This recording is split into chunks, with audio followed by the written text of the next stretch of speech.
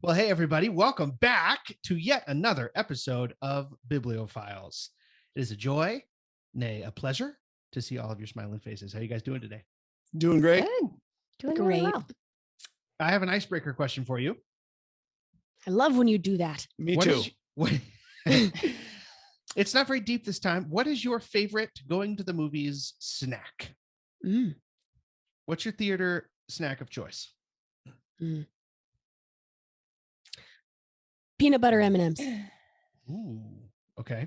That's pretty good.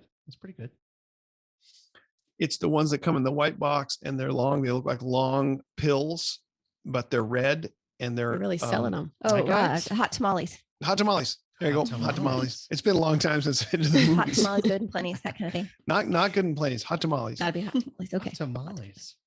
A giant bucket of very salty, very buttery movie theater popcorn, and then I'm gonna go put more butter on it. Yeah, I'm with you. Oh, yeah. Yep. My favorite is a large, and I'm talking large enough that you can't drink the whole thing, root beer. But that is a hazard. Yes, As but is you have to probably in the middle apparent. of the movie. Yes. You have to go potty at the climactic moment. Right in the middle of the important part. I always leave a movie with a bad attitude because I got to pee so bad. I have seen the new Timothée Chalamet Dune 3 times, and I have had to pee at the exact same moment. Of all three. All of them. three I'm a times. witness Are we to talking 2 of those about 3 this? times. Oh my goodness. Okay, but that movie is long, though. Man, they go on a long time in that movie. Oh my goodness. Well, speaking of Relatable. long movies, and this is a funny thing. I mean, it seems like to me, the shorter the book you're trying to adapt to the film, the easier it would be to wrap it all up. Right. If you're doing Lord of the Rings, it makes sense that you ended up with 3.5 hour features because it's a really long book. But The Great Gatsby, on the other hand, seems like it takes about 2 hours to read out loud. Maybe it should take about that long to put on the screen. However, both of the extant adaptations that I am aware of are also really, really long. And that's the topic of our discussion for today. Dad, you're in the hot seat discussing The Great Gatsby. And I understand you've seen both of the adaptations that exist. Yeah, actually, there are more than just the two. There's an Alan Ladd one from before the 1970s that I have never seen. But the two that I have seen and have some thoughts about are the 1974 version starring Robert Redford and Mia Farrow as Gatsby and Daisy Buchanan, respectively, directed by Jack Clayton and with music by Nelson Riddle. And then the 2013 version, directed by Baz Luhrmann, with Leonardo DiCaprio in the title role and Carey Mulligan playing Daisy. A couple of great casts. Yeah, the casts yeah. were great. And I thought that watching the two for purposes of this discussion was really a fun exercise because it challenged some of my kind of old saw type assumptions and pronouncements about works of literature being made into movies. What are in some of those? fun ways? Hit us with some of the assumptions. Well, the obvious one is that literature is great, and cinema, to present a cinematic version of a great work of literature, it's necessary to hold up as the cardinal virtue faithfulness to the text of the work of literature, and even I would have said, even lengthy quotations verbatim from the text, either in the mouths of characters. The script should be the same. Yes, Right. or in a narrative voiceover as part of the soundtrack. The immortal prose of the great author should provide the backbone of the script. Right. And I still think that is potentially a good. But in these two movies, what we have is a situation where the lesser of the two movies, in my estimation, is more faithful to the verbatim text of the novel. That is fascinating. So it goes back to this conversation that we've been having about the tension between reproducing a novel on screen or being quote unquote in conversation with a novel on screen. And Emily, I think you've mentioned that in one of our previous episodes, right? What's the director trying to do?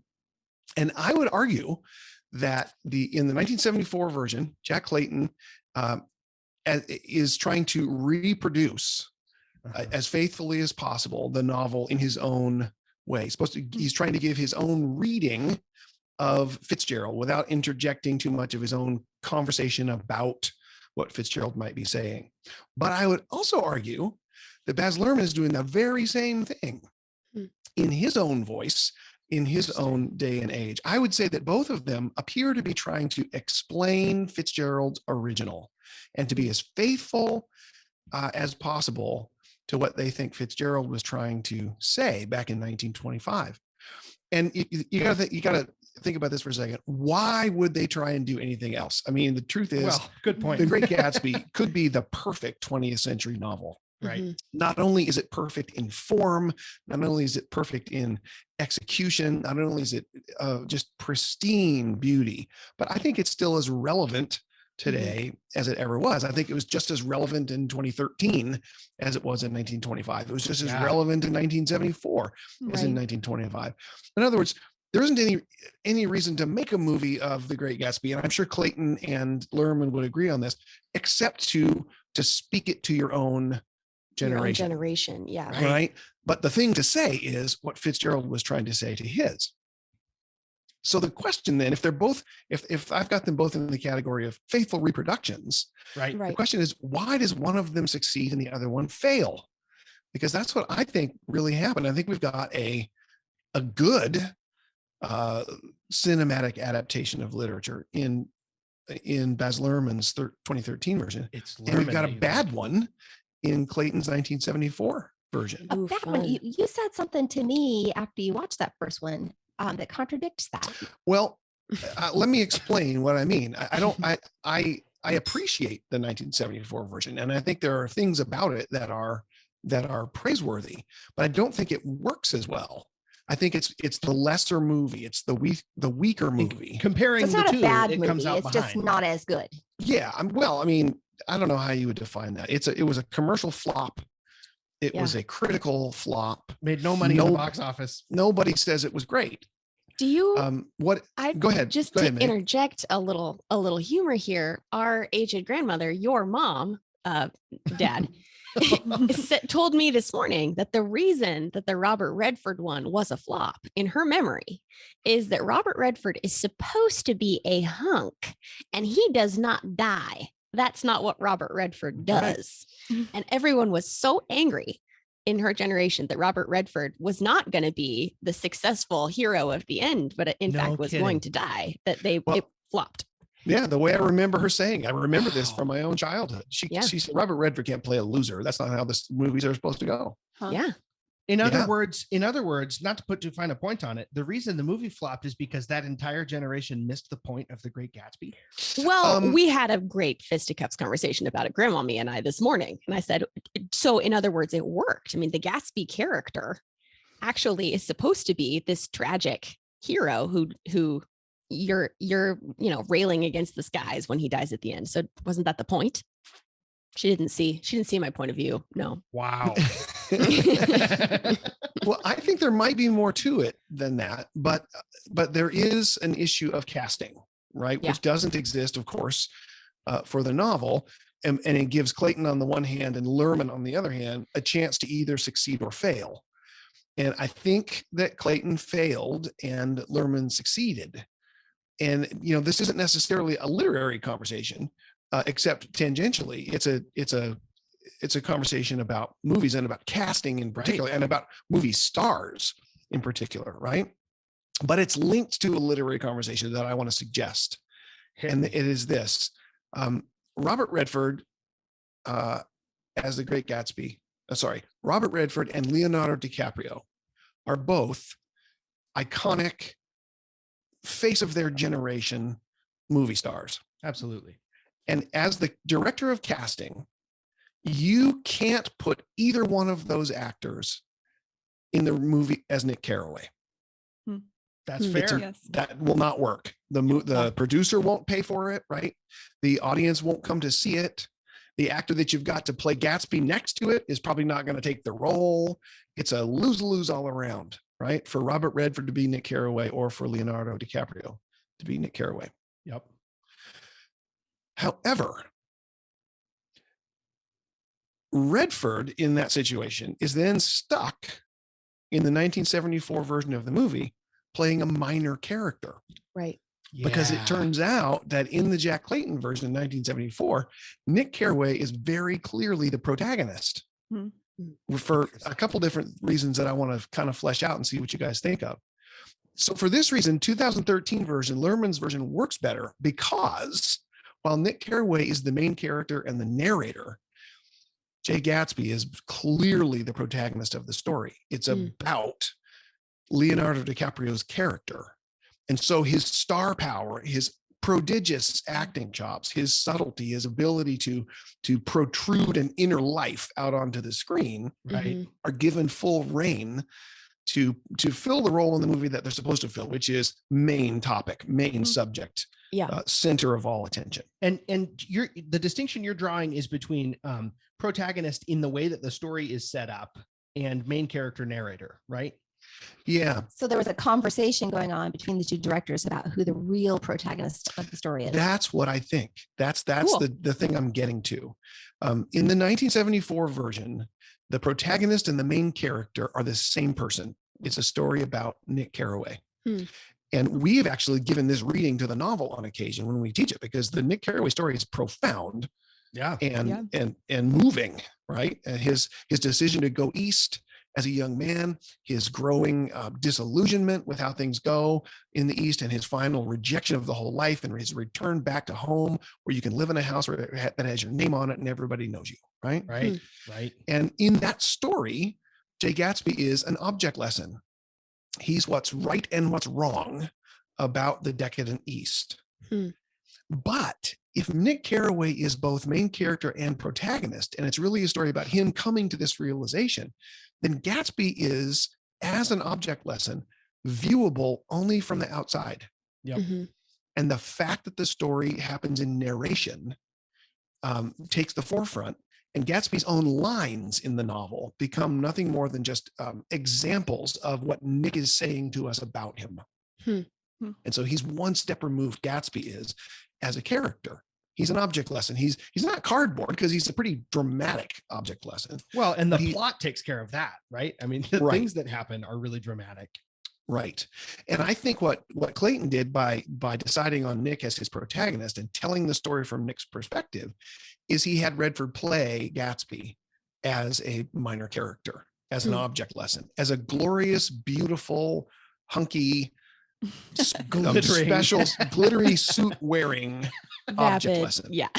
And So you're saying he buried the lead. He buried the lead, right? Now, all we have to go on for learning about what makes Jay Gatsby tick is Nick's voiceover. And so there are big chunks of the novel being read by Sam Waterston as Nick Carraway, describing why Gatsby does the things he does.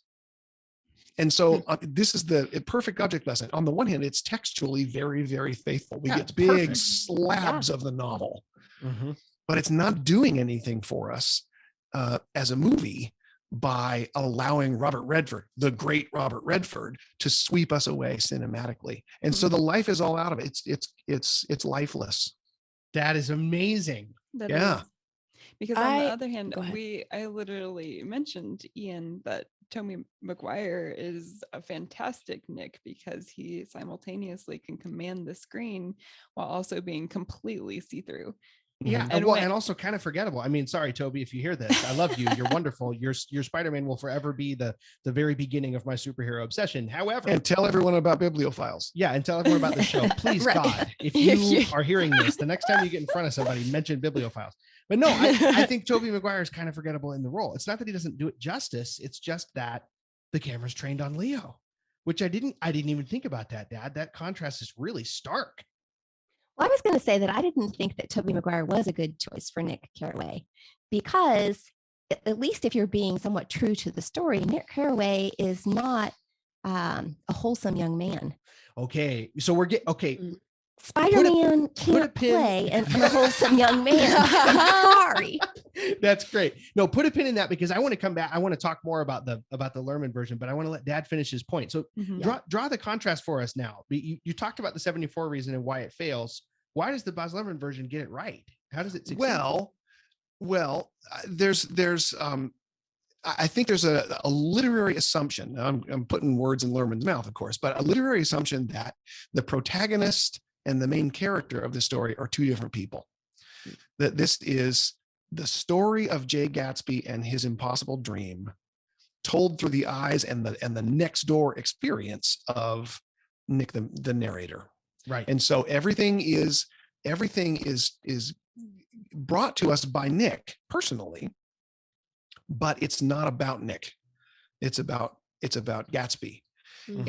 And we even have there's some additional material that Lerman constructs for us. He gives the story a frame, right? Yeah. Which is Nick Carraway in a sanatorium, trying to get his head on right and dealing with trying to get over his morbid drinking alcoholism. problem. right, his Yeah. morbid Yeah. alcoholism, right, by working it through by writing a novel, right, which isn't not totally unfaithful to the novel, definitely in the spirit of it, but Yeah. it's an additional piece that at the same time it reinforces our idea that Nick is the main character of the story. It begins and ends with Nick, but he doesn't get in the way as the protagonist. This is very clearly the story of Jay Gatsby. And so as Nick observes, as he comments, as he narrates, as he feels the effect of Gatsby's career, that is all in service to Jay Gatsby's own inner life being central and available to the viewer via more than just narration.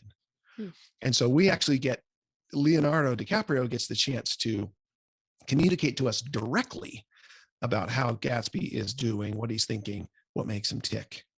And so his incredible gifts as an actor are set loose.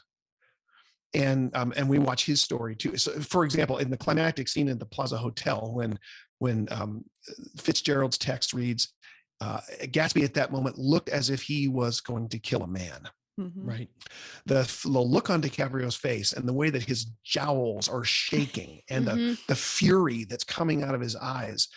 There's nothing like that in Redford's version at all. Right. And it's not that Redford wasn't capable of it. Surely he was. He was as great an actor as DiCaprio, but I don't think he was allowed by the directorial decisions and the literary decisions that were being made in 1974. But that scene in the Plaza Hotel is really kind of symbolic of how DiCaprio plays the whole thing. He plays it exactly the way you imagine Gatsby being motivated. Yeah. And we don't take Nick's word for it. We see him do it firsthand. We I think- witnessed right along with Nick. Right. Mhm. We're in Nick's shoes, witnessing Gatsby doing his thing. We're not hearing it secondhand from Nick. That is fascinating. Don't you? Go I'm ahead. sorry, No, ahead. please. I was going to say, don't you think that the way that Baz Luhrmann did it, you lose the element of the unreliable narrator a little bit? That is a really good issue. And I want to come to that. I have one more thing I wanted to throw out for conversation about this point, but then I think the reliable narrator issue is really worth talking about. But another little example, a symbol of what I'm trying to flesh out about this decision about protagonist and main character, it has to do with the scenes that are left out of these two movies that are in the novel and the scenes that are included. And there's this pair of scenes that one movie leaves out scene A and puts in scene B, and the other movie does it exactly the opposite way, that I think is really telling. Cool. And the two scenes are these: the Dan Cody history reveal, Yeah. Oh yeah. where we find out about Gatsby's childhood and his coming of age under Dan Cody, and the last scene between Nick and Tom Buchanan, where Tom and Daisy are leaving town. Yep. Mhm. The 1974 version leaves out the Dan Cody episode altogether and gives us the Tom Buchanan getaway scene. If you think about it for a minute, since Nick Carraway is the protagonist and main character of that movie, the Dan Cody scene is really not essential. Right. It's enough for Nick Carraway to realize that he came from humble beginnings, which is all we really get in the 1974 version. But the Tom Buchanan getaway scene is critical.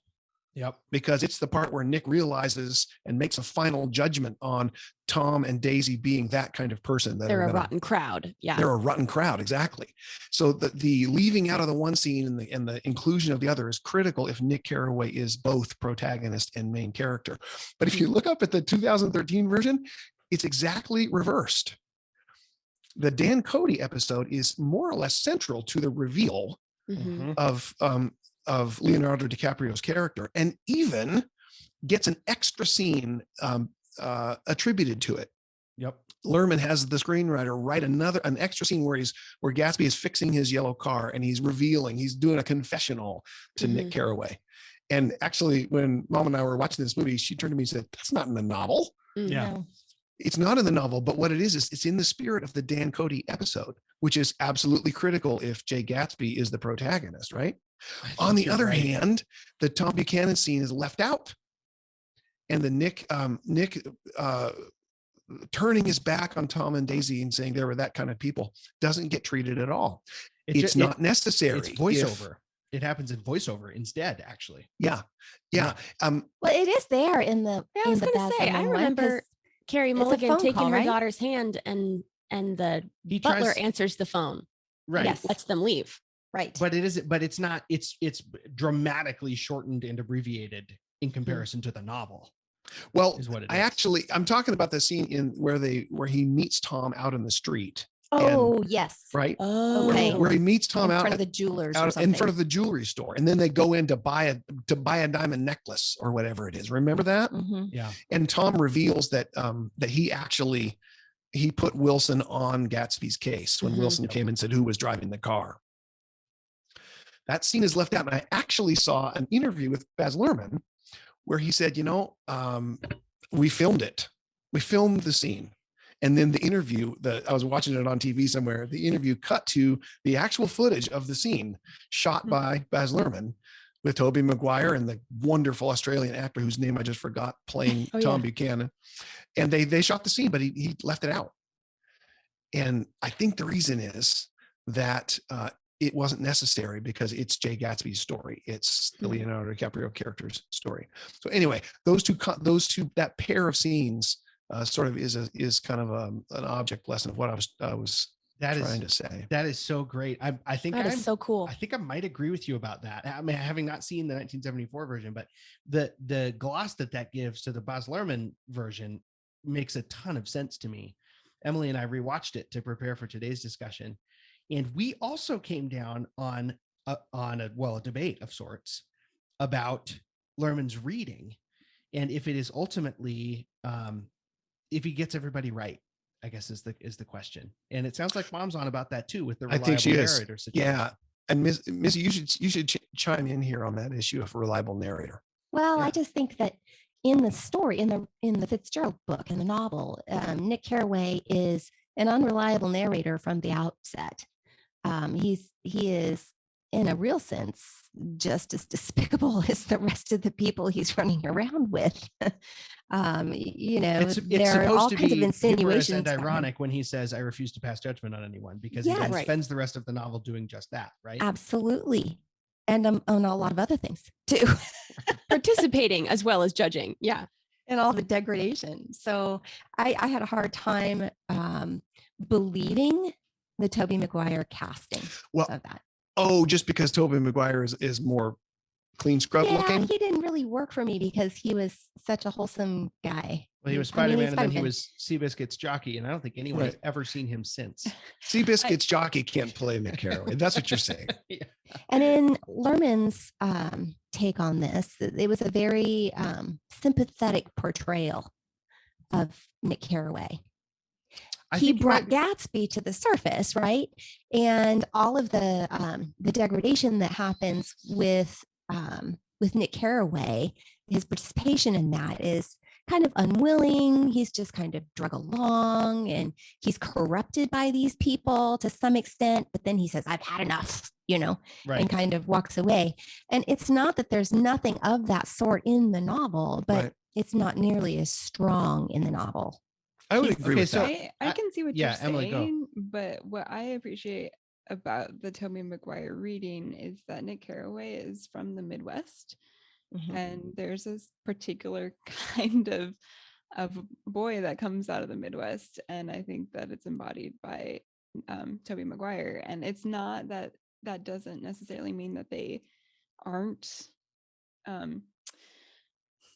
that he couldn't have participated in the degradation. And I do think that there is this scene where he's partying in the hotel with Right. Tom Buchanan. I turned to Ian and said, you can't convince me that Tobey Maguire is drunk or, on drugs. He Nope. looks completely innocent. Yep. Right. But, He just has that kind of Yeah. face. Right. part The of his face. character is that he's supposed to be a representative of the West, and in the end he does end up going back into the West in search of something that he's probably not going to find. That's kind of the whole point. But there is this idea that that he's from the heartland, right? Right. So the casting choice makes sense to you In from that that regard. perspective. Yeah. So Sam Waterston in the 1974 version is every bit as boyish looking and fresh faced and innocent looking as Tobey Maguire, but he looks about 10 years older. Mm. And I wonder if that is maybe would have been a better casting choice. Not that, I mean, Waterston was by far too old in 2013, but Right. he actually had a stance from which he could deliver judgments that was maybe a little easier to swallow. Huh. But I don't know. But this issue of him of the fundamental suspicion we're supposed to have of Nick Carraway when he says, "I've always learned not to reserve. I've learned to My reserve father judgment." said, yeah. Yeah. I don't know how you would. I don't know how you would render that on screen any Well- better than Luhrmann does it by starting out with giving us a vision of Nick Carraway in a rehab In center. an alcohol recovery center. So there's one thing that Luhrmann does. I think the frame was perfect. That's what defends Carraway's casting for me, is that he starts out in an insane asylum or a Rehab house center or dry something. or whatever. Sanatorium. Yeah. And then he ends there as well. I think that helped for me. But then also he reorients two scenes, and I need to go back to the novel and figure out what the original was. But there's a moment when he says, "That was the last night I saw Gatsby." And they have an interaction where he says, "You're worth the whole lot of them. They're a rotten crowd." Right. Right. Climactic And moment of the then- story. And then the whole scene with the washing of the car and the Dan Cody narrative happens after that in the Luhrmann film. And I remember thinking at the time, well, I thought that was supposed to be the last night you saw him, and now we're getting more story of the two of you hanging out together. And I wonder if he switched that around or interposed that scene and then did the rest in flashback or however that works to emphasize the fact that this is his judgment on Gatsby. Now look what happens. And if we're supposed to, as viewers of the film, think a little bit more critically about it than just taking Carraway's word. I see what you mean. I think there are a couple other ways in which what we see on screen in Luhrmann's film is kind of divorced from some of the other, like some of the critical elements where he's asking us to think. For example, the love story between Daisy and Gatsby is played really straight. Mhm. She is a much deeper character, I would argue, than Yeah, she's Oh, for in sure. the I book. agree. Yeah. We're told where it's kind of it's a tragic love story, and that's Luhrmann's favorite thing to do. Yep. But the entirety of the time that this straight love story is happening, to the point of being annoying, Yeah. the song in the background is over and over again, "Will you still love me when I'm no longer young and beautiful?" Just asking us that question over and over and over again. Yeah. And so the question is kind of, it doesn't quite fit the tone of the story we're being told, which makes that feels intentional in some way. Well, there's definitely more going on in the Luhrmann version than just the script and the acting, because the way that he shoots the movie and the sets and the costumes and the soundtrack are as much a statement of his interpretation as anything else. Well, I think so yeah. too, and and that's one of the other main issues I think that distinguish the two movies, and I think against what I thought would have been my instinct, I think Right. make me prefer the 2013 version, and I call it the issue of anachronism. Okay. And what I mean by that is that Clayton in 1974 took the story and said, "This story is set in 1922, and we're going to play it in 1922. Yep. And we're going to all the music is going to come from the 20s. All of obviously the costume and the staging are going to come from the 20s, and it is going to be a look back. And this is an aspect of the literal fidelity that I think Clayton was going for. but it doesn't, it's lost in the jazz age a little bit. Mhm. And all of the portrayal of decadence, the portrayal of excess is historical looking. Right down to the music choice. What'll I do? Who is it? It's let me look it up here real quick. Look it up. Who is it? I wish we had a producer. Hey, look that up. What'll I would you? do? Da-dee, da-dee, dee. Over and over. What'll I Again, do? yeah. Can't remember. The theme song of the movie is an old jazz standard, and so it's not as relatable as Baz Luhrmann, who starts from the beginning saying, let's blur the lines between the 20s and today. Let's give a nod to universal application, and let's do what the Shakespeare directors do and set this thing in East LA or something like that. And so you get Jay-Z from the top, right? From Doing the No top. Church in the Wild, and you get Lana Del Rey, as Emily mentioned, over and over again. But still, it's there's as much hip hop as there is jazz, right? Oh yeah. In fact, the foundation of the soundtrack is jazz, and then it bleeds into hip hop in almost every scene. Yep. Even when there's jazz, it's anachronistic.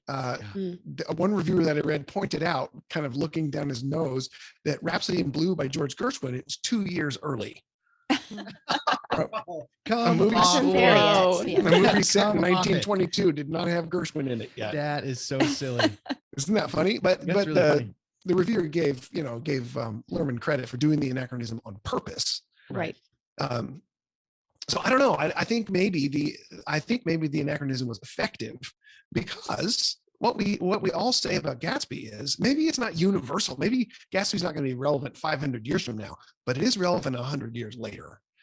And so the idea of the Gatsby problem is relevant in the hip hop age, just like it was in the jazz age. And so I think putting hip hop in there was appropriate. Yeah, no, I agree with you. My favorite part. That's my favorite part. It's the hook for me, is the soundtrack. And it your comments are making me think now that I actually think it might be more applicable now than it was when it was written. Because it's prophetic. He's looking at the seed. Fitzgerald's looking at the seeds of some societal issues that are only going to get more prevalent and are at their absolute peak of prevalence right now. If what we're talking about is the individual becoming convinced that they can actually write their own story, and by force of will, regardless of the rules, make it happen. And if that story is associated with two things, wealth and sex, that's 2022, much less 2013. I mean, it's it is more as relevant or more so right now. And for him to say, by the way, the culture, the element of our culture that I'm going to pull out to draw your attention to that is rap music and R&B, which is currently the richest genre of performance music in the world. I mean, I think it was a kind of a coup on Luhrmann's part. That's brilliant. Well, he doesn't get reamed for the anachronism quite as much, because anachronism, I think the argument for the place of that anachronism is a pretty good one. He doesn't get reamed for that as much as he gets reamed for production value and the over the top, beyond gorgeousness into sordid, I don't know the word I'm looking for. Of the sets and the that's literally the point. Party scenes. Yeah, well, I thought that why was does he in get keeping reamed with for the that? novel. That's very much the Roaring 20s. Because there's all kinds of criticism about how it's self-indulgent, and it doesn't line up with any of the characters themselves. Although I actually was compelled. I was moved by all of that. Me too. Well, it was just a spectacle designed to draw as many people as he could so that she might be among them, right? Yeah, the opulence fits, I think. Yeah. I think so. That's what the novel said, is he threw these completely over the top opulent parties. Are they trying to say, I haven't read these reviews, Dad, but are they trying to say that he wants to make a gritty movie and he wants to make a Vaseline smeared all over the screen beautiful movie, and you can't do both? Choose, Luhrmann? A little bit. He's saying that it's trying to be both spectacle, external show and inner dialogue. And I read one review that said, oh yeah, the over the top first half of the movie gives way to this darker, more introspective second half. Like, that's a criticism. I think it's exactly what happens. It's the point. Which is great. Well He done. even- You've stated the obvious. Nick Carraway narrates over that transition and says, just like that, he turned it off like a light switch. Once Yeah. Daisy came, he turned off the parties and they were alone. Dude, that scene of the house with the lights going off one by one was Yes. awesome. Oh, also the way he treats the green light is just fantastic. Oh my gosh, we have to talk about the green light. So Robert Redford stands with his back to the camera and in a double-breasted suit, and he just looks debonair as all get out. Yeah. And it's kind of in silhouette, and he's looking off towards the sunset, and there's the green light across the bay. And I wish I could do this on camera. He slowly and almost imperceptibly, his right hand comes up like this, not very hard, not even much past his waist, and then his fingers close and then drops back down, and it makes you laugh out loud. If you've ever read the novel, you think, no, this Not is like supposed to be that. emotional, Yeah. dude. Yeah. This is supposed to be a big deal. Yeah. It's like he's reaching for a martini, and then he just sort of James Bond as changes his the Great mind and Gatsby. puts his hand back down. He's like, oh no, what's going to Oh, happen for man. the rest of this movie? Oh my gosh. And And Ian critiqued Leo for not using both hands, and like because he's supposed to be like worshiping the Right. green Yeah, I light. mean, they And I both think- took it off yeah. the book a little bit. I think because Leo played it down too, but not as bad as not as Robert bad Redford. as Redford. No. So a criticism that I have heard from a dear friend of mine who shall remain nameless is that he overdid the green light, not in the way that he shot it, but in how many times he cut back to it over the course of the Man, movie. that's the point. He thought that was heavy-handed. And I, thinking about it, might agree a little bit. I don't know that you needed, I don't remember how many, I should have gone back and counted. 42 instances of the green light. 6 or 8 shots of the green light. 2 might have been plenty. No, see, I don't think think so. We're gonna I- title this episode "Criticism." That's the point.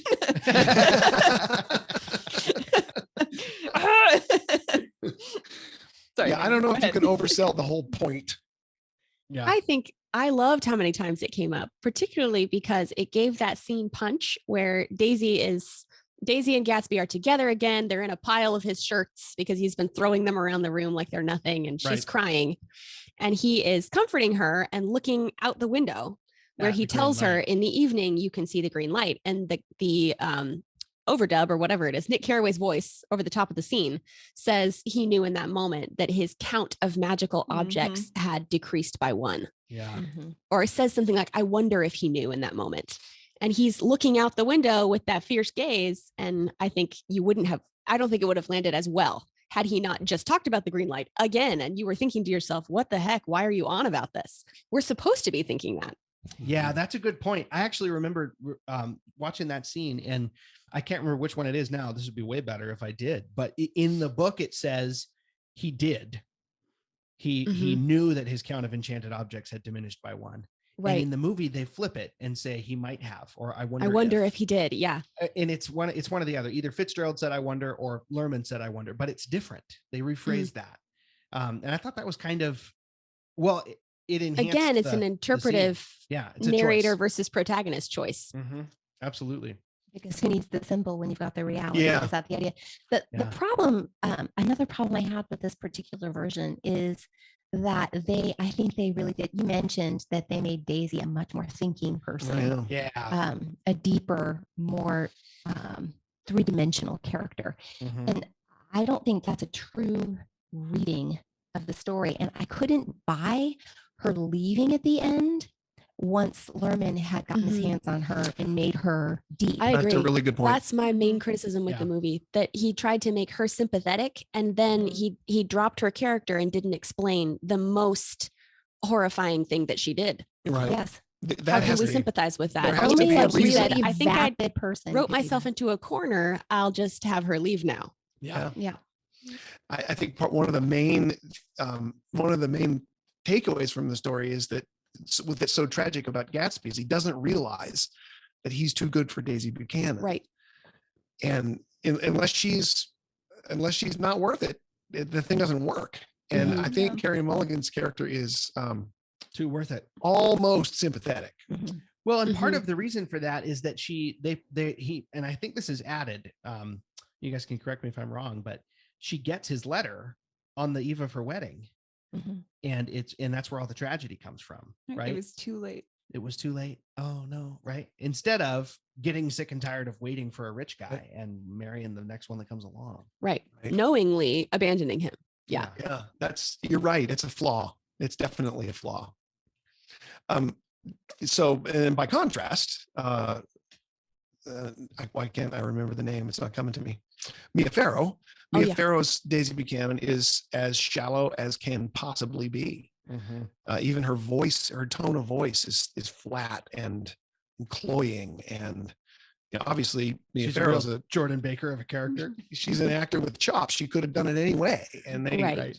they did it in a way that, in context of this conversation, was maybe more effective.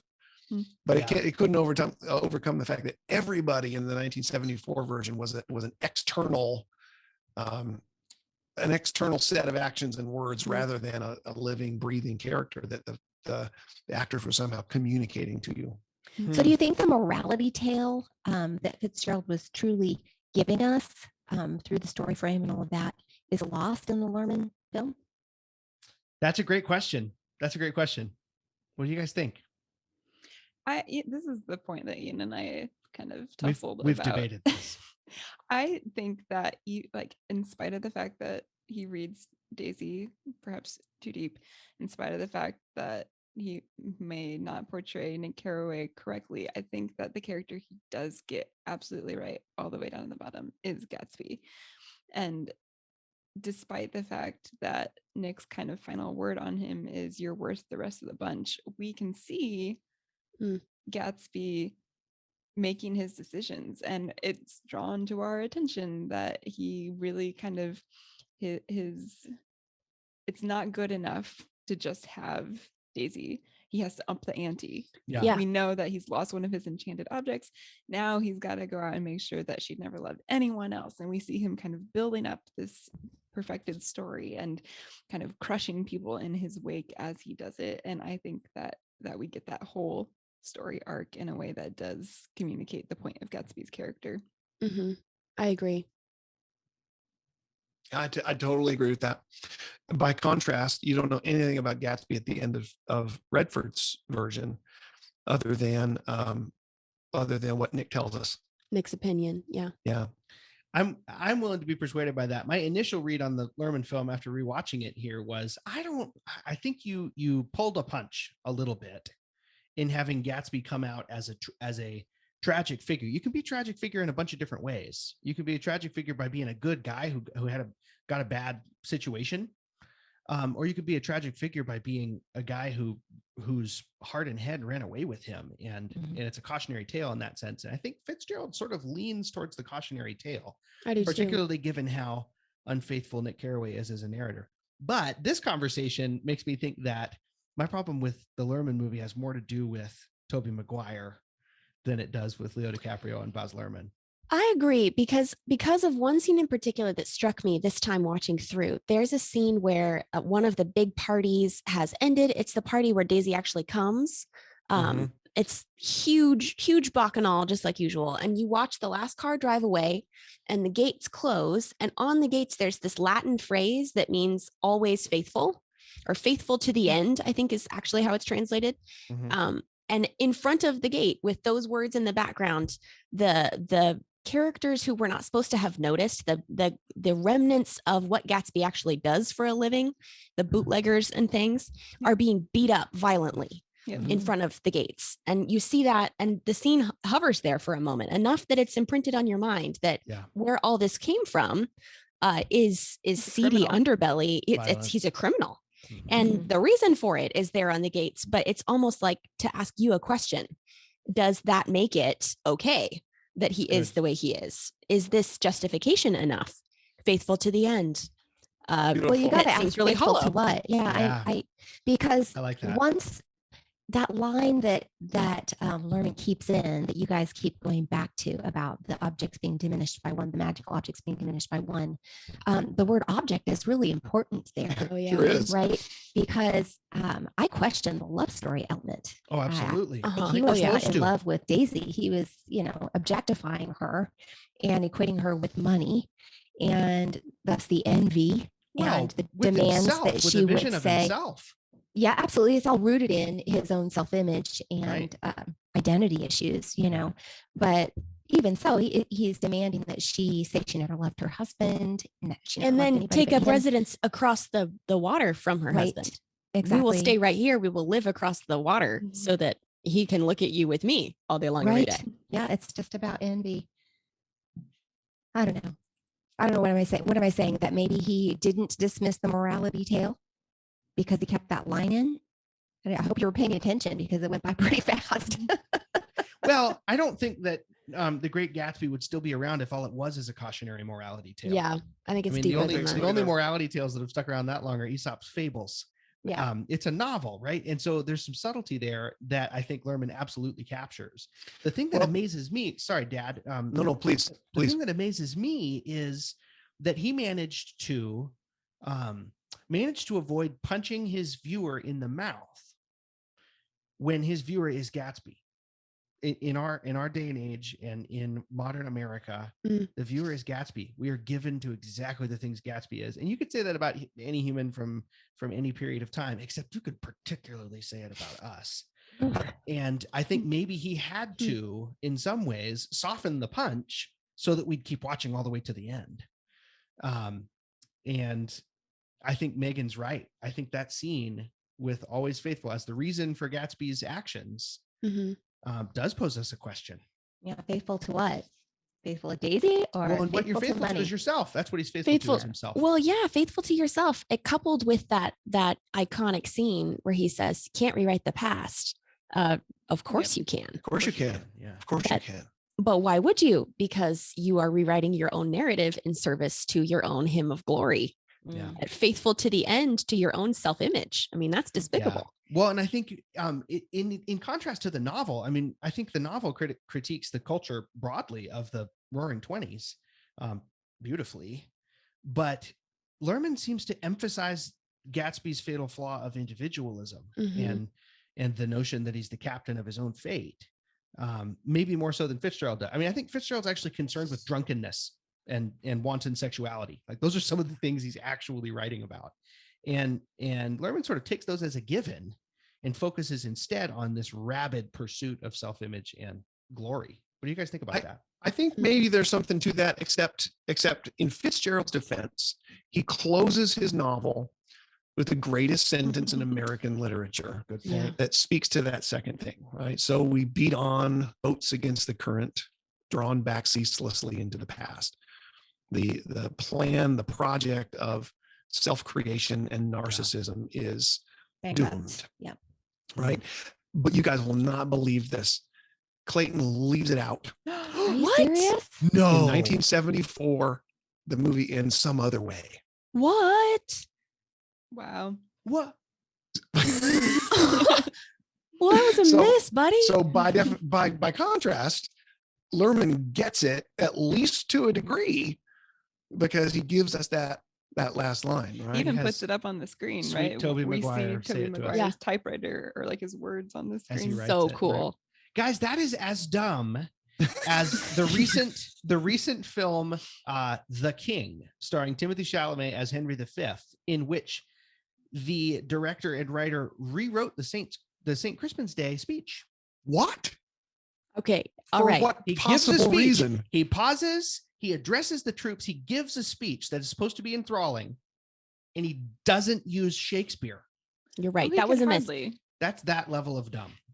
I have other reasons to like I- that movie. I do I too. do I thought too. it was great, but that's Yes. a dumb thing to do. We said it at the time. You said it at the time.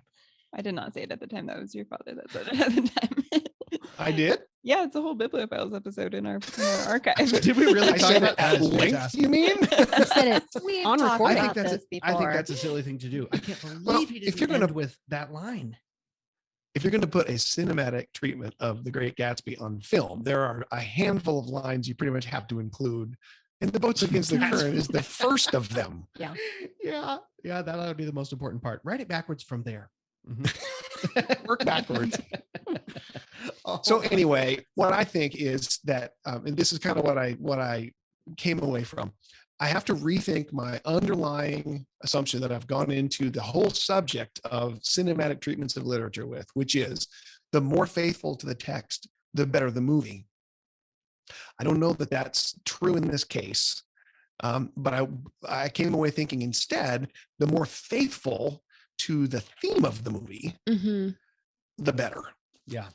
And I think the Lerman version is more faithful to the themes of the movie or the themes of the novel. Yeah. I mean, if you're also looking for long swaths of the text to be read aloud, I don't think you're disappointed by the Baz Luhrmann version. I mean, there were a couple different times last night as I was rewatching that I thought, wow, Nick Carraway gets a lot of airtime just reading this plot out loud, you know? Right.